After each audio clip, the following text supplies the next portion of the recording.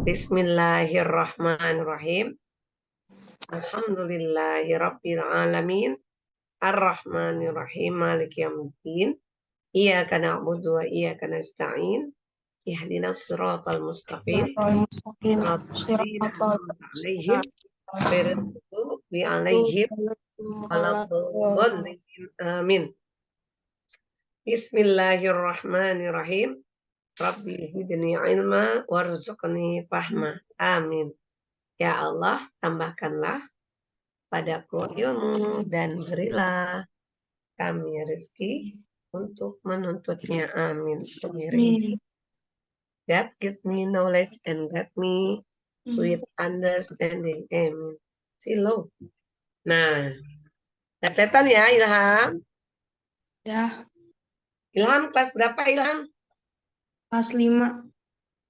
Oh ya, kelas 5 itu kamu sudah tahu tentang kisah Nabi Daud alaihissalam dan kisah Nabi Sulaiman alaihissalam. Sulaiman udah tahu, Bu. Ya, kisah Nabi Sulaiman dan Nabi Daud ya, itu gabung. Ya, nah apa yang kamu ketahui tentang kisah Nabi Sulaiman? Silakan diceritakan. Nabi Sulaiman adalah raja yang sangat kaya. Terus? Dan lupa Bu ceritanya kelas 1 itu. Kelas 1. Heeh. Kelas 1 bukannya Nabi Adam? Enggak. Udah dari TK udah ada. Oh gitu. Ya. Terus lanjutin aja yang kamu bisa. Enggak, lupa Bu. Nah, itu makanya kalau setiap kisah itu jangan sampai lupa ya, harus selalu kita ingat karena ini saling berkaitan. Ya. Oke. Nabi Daud dan Nabi Sulaiman ini saling terkait. Nah, ini materi kelas 5 juga. Ya. Di mana di kelas 5 ini ya, kamu bisa menceritakan tentang kisah Nabi Daud melalui tulisan dan gambar gitu ya. Jadi ini sekilas kita akan pelajari ya tentang Nabi Daud terlebih dahulu ya. Nah, kalau Nabi Daud itu adalah salah satu nabi dan rasul utusan Allah yang memang diberikan mukjizat, dia banyak ya. Salah satunya adalah dia bisa bersuara merdu ya, Nabi Daud tuh. Kemudian dia juga dapat menundukkan angin. Kemudian dia dapat melunakkan besi. Dia dapat membuat baju besi dengan tangannya ya. Jadi kalau di kisah fiktifnya tuh kayak Iron Man gitu lah ya. Dia apa aja gitu. Oke. Nah, kita coba simak dulu ya kisahnya sebentar. Nah, ini para nabi ini harus kita tahu sejarahnya ya, minimal secara singkat kita tahu ya. Ketika itu, hidup tertindas oleh kekuasaan Jalut yang menguasai tanah Palestina. Jalut adalah seorang penguasa kejam dan bertubuh sangat besar seperti raksasa. Pada masa itu, tidak ada satu manusia pun yang berani dan mampu melawan Jalut. Allah Subhanahu wa Ta'ala kemudian mengangkat seorang penggembala Bani Israel yang bernama Talut untuk menjadi pemimpin kaum mereka, di mana saat itu Bani Israel dikenal mempunyai sifat keras kepala. Terbukti pada awalnya Bani Israel menolak karena Talut hanya seorang penggembala miskin. Hal tersebut dijelaskan Allah Subhanahu wa Ta'ala dalam Al-Quran Surat Al-Baqarah. Mereka mengatakan kepada mereka, sesungguhnya Allah telah mengangkat Talut menjadi rajamu. Mereka menjawab, "Bagaimana Talut memerintah kami, padahal kami lebih berhak mengendalikan pemerintahan daripadanya, sedang dia saja tidak diberi kekayaan yang cukup banyak." Nabi mereka berkata, "Sesungguhnya Allah telah memilih rajamu dan menganugerahkan ilmu yang luas dan tubuh yang perkasa. Allah memberikan pemerintahan kepada siapa yang dikehendakinya, dan Allah maha luas pemberiannya, lagi maha mengetahui." Maksud dari nabi mereka dalam surat tersebut adalah nabi sesudah Nabi Musa dan sebelum Nabi Daud diangkat sebagai pembawa petunjuk, nabi sesudah Nabi Musa dan sebelum Nabi Daudlah yang mengajak Bani Israel untuk melawan Jalut karena menindas kaum mereka dan menentukan Talut sebagai calon pemimpin mereka. Talut lalu memilih orang-orang terbaik yang berani menghadapi pertempuran. Salah satu yang ikut dalam pasukannya adalah seorang remaja yang bernama Daud. Ia diperintah oleh ayahnya untuk mengikuti kedua kakaknya yang maju ke medan perang, tapi ia tidak boleh maju di garis depan. Daud hanya diperintahkan untuk melayani kakaknya ketika lapar atau haus, untuk menyiapkannya makanan dan minuman. Jumlah pasukan Talut saat itu jauh lebih sedikit dibandingkan dengan pasukan Jalut, sang penindas. Jalut adalah seorang panglima perang yang bertubuh besar dan setiap orang yang berhadapan dengannya selalu kalah. Talut lalu berdoa kepada Allah Subhanahu wa Ta'ala, "Ya Tuhan kami, curahkanlah kesabaran atas diri kami dan kokohkanlah pendirian kami dan tolonglah kami dalam menghadapi orang-orang kafir." Maka dengan kekuatan doa itu, mereka menyerbu pasukan Jalut dengan gagah berani. Pasukan Jalut tak mengira bahwa lawannya yang berjumlah sedikit itu mempunyai keberanian bagaikan singa yang terluka. Dan pada akhirnya, pasukan Jalut dapat dikalahkan, sehingga hanya tersisa Jalut dan beberapa pengawalnya saja. Talut dan pasukannya tak ada yang mampu menghadapi raksasa itu. Talut pun lalu berkata, "Siapa yang dapat mengalahkan Jalut, maka ia akan diambil sebagai anak menantuku dan akan mewarisi kerajaan." Lalu di saat itulah Nabi Daud yang masih remaja mengajukan diri untuk bertarung melawan Jalut. Maka dimulailah pertarungan yang tidak seimbang itu. Dengan menyebut nama Allah dan hanya berbekal sebuah ketapel dan 3 buah batu kerikil, Nabi Daud tidak ragu untuk melawan Jalut. Nabi Daud selalu bisa menghindar dari tebasan pedang Jalut berkat keteguhan imannya kepada Allah Subhanahu wa Ta'ala. Maka pertolongan pun diturunkan kepadanya. Kemudian Nabi Daud melemparkan batu ke udara menggunakan ketapelnya. Dengan izin Allah Subhanahu wa Ta'ala, angin menjadi sahabat Nabi Daud dan membuat batu meluncur dengan cepat. Batu itu kemudian jatuh tepat di dahi Jalut yang membuatnya jatuh dan meninggal. Talut pun menepati janjinya dan akan menikahkan putrinya serta memberikan separuh kepemimpinan kerajaan Bani Israel. Hingga usia Nabi Daud mencapai 40 tahun, Talut meninggal dunia dan Nabi Daud pun menggantikan posisi Talut menjadi Raja Bani Israel. Tak hanya itu, Allah pun mengangkat Nabi Daud alaihissalam sebagai Nabi dan Rasul, serta diturunkan kepadanya kitab suci Zabur. Demikianlah kisah Nabi Daud alaihissalam. Oke, dari kisah tadi bisa diambil kesimpulan ya, bahwa Nabi Daud alaihissalam sudah memiliki kemampuan sejak kecil ya, terbukti dia bisa dan mampu mengalahkan Raja Jalut ya, seorang raja yang badannya seperti raksasa ya, badannya besar, dan Raja Jalut ini bisa mengalahkan Talut. Nah, Talut itu tidak berdaya, maka tiba-tiba Daud kecil waktu itu ya yang ikut berperang. diminta untuk membantu mengalahkan Jalut dengan izin Allah ya.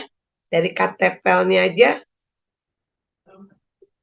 langsung dia bisa mengalahkan Jalut, langsung mati seketika. Itulah ya kelebihan dari Daud. Nah, Narjatol sudah berjanji kalau ada yang mampu mengalahkan Raja Jalut yang kejam itu, maka nanti dia akan menikahkan dengan putrinya. Nah, alhamdulillah ya, Raja Tolut akhirnya memenuhi janjinya dan Nabi Daud pun menikah dengan putrinya. Nah, kemudian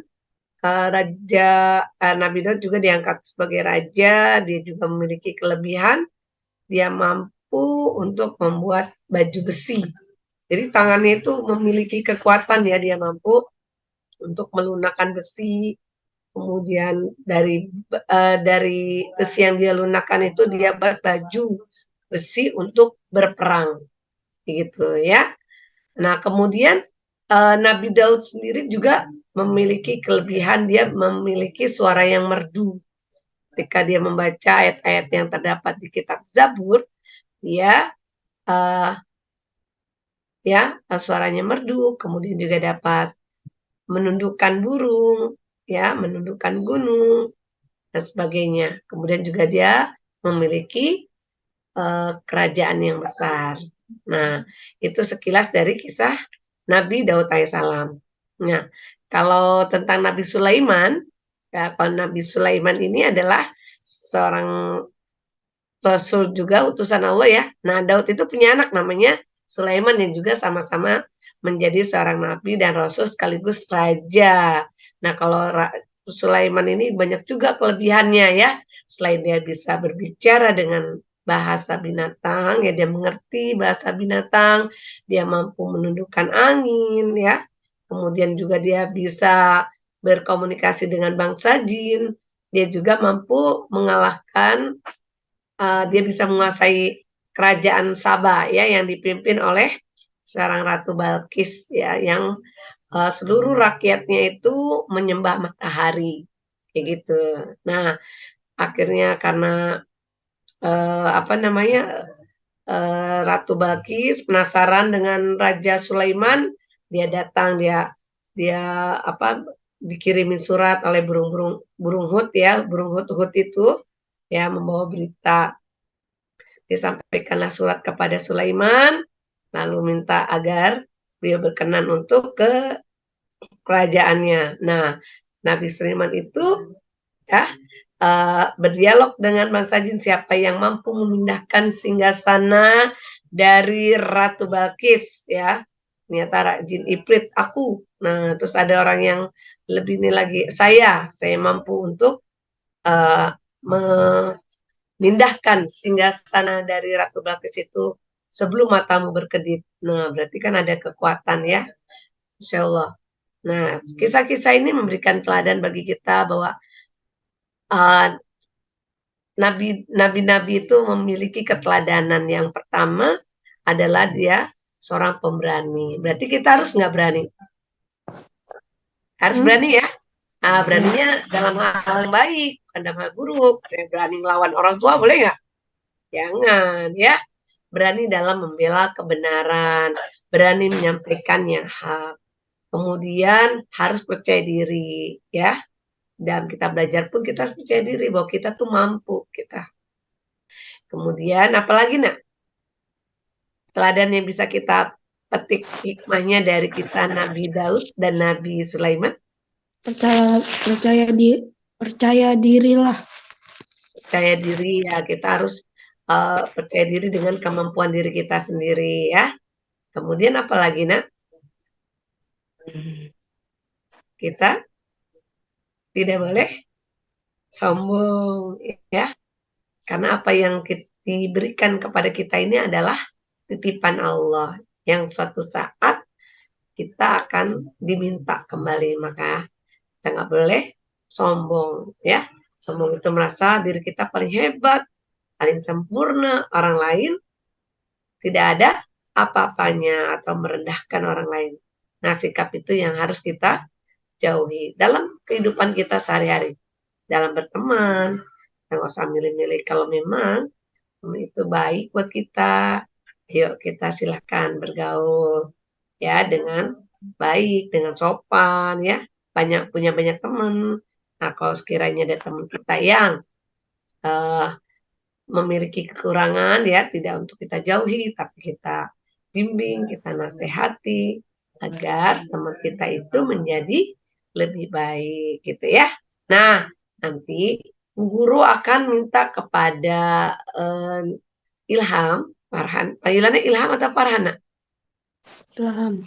Ilham aja ya. Nah, Ilham, nanti Ilham tolong diceritakan kembali ya kisah dari Nabi Daud dan Nabi Sulaiman Sulaiman. lagi, Bu. Nanti melalui tulisan dan gambar. Ya, Melalui tulisan dan gambar, kamu buat nih di kertas, ya di dalam kertas itu. Boleh kamu buat ceritanya dulu atau mau ini aku mau boleh gambar print, dulu? Bu. Kenapa? Di print. Oh enggak di print, kamu dengan tulisan tanganmu. Ah, gambarnya gimana? Ya gambarnya kamu boleh lihat di internet nanti bos. Pokoknya sebisamu ya. Jadi sini Bu Guru mau lihat kemampuan gambarmu, benar-benar pure hasil karyamu. Kemudian boleh diceritakan kembali secara singkat ya.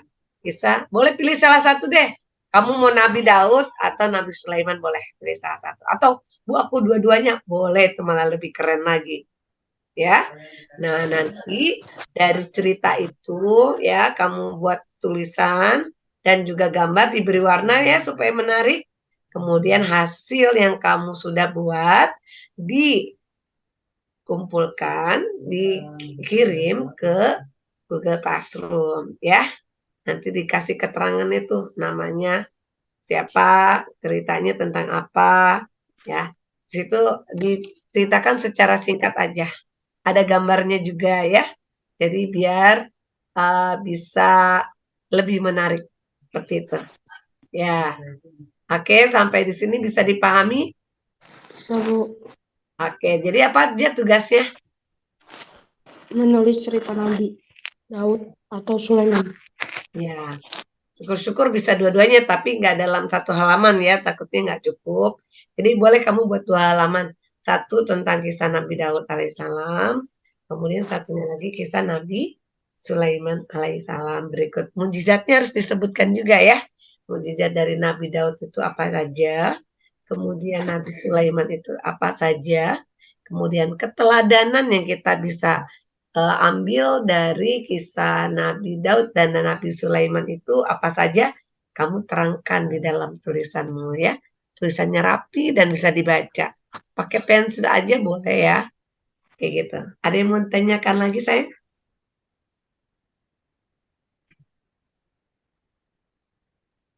Ilham? Iya, Bu. Paham?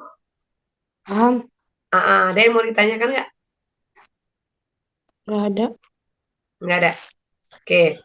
Nah, nanti itu tugas yang pertama ya. Nah, untuk tugas yang kedua, Bu Guru mau lihat nih. Tugas Ilham yang sebelumnya apakah sudah dikumpulkan di Google Classroom? Pernah nggak Ilham mengumpulkan tugasnya di Google Classroom, Mam? Paham? Halo Ilham? Ilham? Ya, Kedengaran nggak Bu. suara Bu Guru? Dengar? Ya, Ilham tugasnya eh apa namanya? Tugas-tugas yang sebelumnya yang sudah pernah Bu Guru kasih, apakah sudah pernah dikirimkan ke Bu Guru ke Google Classroom? Nah, coba ya. Kamu ada kesulitan nggak ketika mengerjakan tugasnya? Nah, karena Bu Guru lihat di sini di paket A, namamu belum ada, nah. Coba nanti dikirim itunya apa? eh Gmailnya atau memang kamu belum ngirim ya tugasnya? Karena di sini nggak ada tuh. Ya Ilham ya?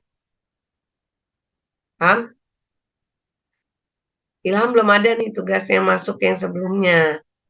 ya. Jadi kalau di-share, dikirim ke Google Classroom, itu nanti ada buktinya di sini deh masuk. Nih, kayak yang sebelum-sebelumnya. Nah, ini ada siapa nih? Ada di sini kedetek kalau dia mengerjakan tugasnya ya. Maka diusahakan Ilham bisa menyelesaikan. Kalau misalnya ada kesulitan, Ilham tanya aja ya. Jangan diam saja. Paham ya? Nanti untuk format tugasnya nanti Bu Guru kirimkan di sini deh. Nah, nanti bisa dibuka di Google Classroom ya. Oke. Ya, ada yang mau ditanyakan Ilham sampai sini Ilham. Coba dibuka itunya mute-nya, ada videonya ditutup jangan ditutup. Ya, gimana? Ada yang mau ditanyakan sampai sini? Jelas? Jelas. Oke, jelas ya. Nanti ditunggu Bu Guru kasih waktu untuk menyelesaikan tugasnya sampai hari Sabtu depan ya. Nanti Bu Guru kirim. Oh iyalah, itu kan ngerjain nggak nyampe 1 jam kalau kamu serius. Setiap tugas itu harus segera diselesaikan, nggak boleh ditunda ya. Oke? Oke. Ya udah. Baik, kita tutup dengan baca hamdalah bersama. Alhamdulillahirabbil alamin. Kita tutup dengan doa kafaratul majelis. Subhanakallahumma wa bihamdika asyhadu an la ilaha illa anta astaghfiruka wa atubu ilaik.